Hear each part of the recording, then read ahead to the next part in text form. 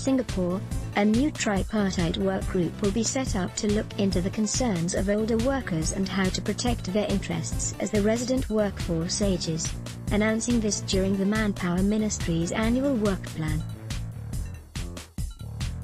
seminar. Manpower Minister Josephine Teo said that about 1 in 3 workers in Singapore today is above 50 and they have anxieties about the future, especially as technology disrupts businesses and jobs.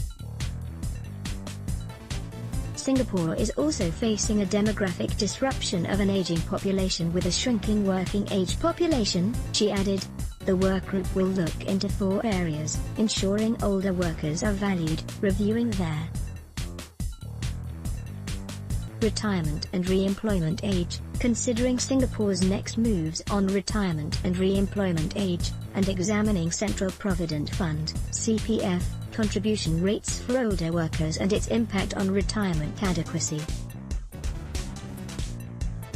The work group will be chaired by Permanent Secretary for Manpower or BEFCAM, and comprise National Trades Union Congress (NTUC), Chi Fung Chi Meng, Singapore National Employers Federation's President Robert Yap and Mrs. Teo as advisors.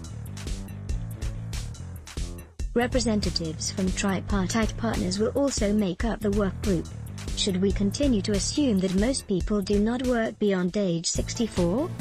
In fact, Brother Chi Meng asked a good question recently. Why should there be an expiry age for people's desire or willingness to work? Mrs. Teo said at the seminar.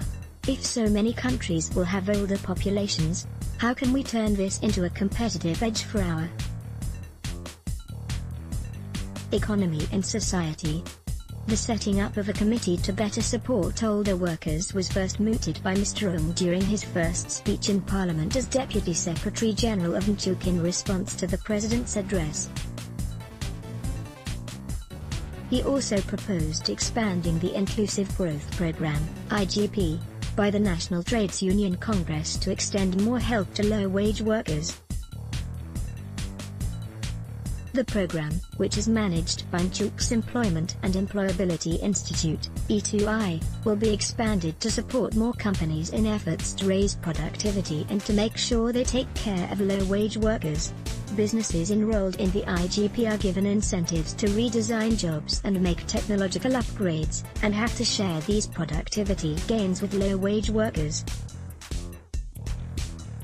Mrs. Teo said that the program, launched in 2010, has benefited more than 2,500 employers and 113,000 workers.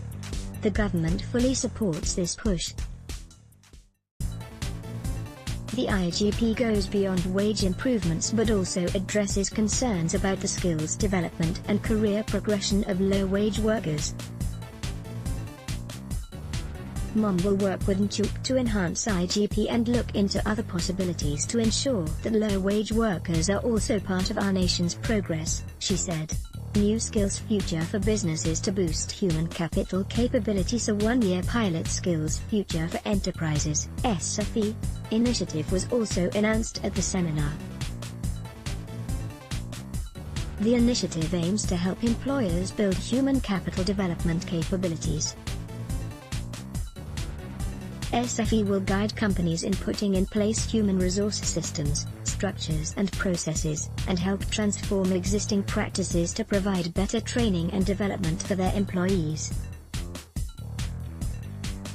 It will be implemented through a network of intermediaries such as trade associations and chambers and HR consultancies.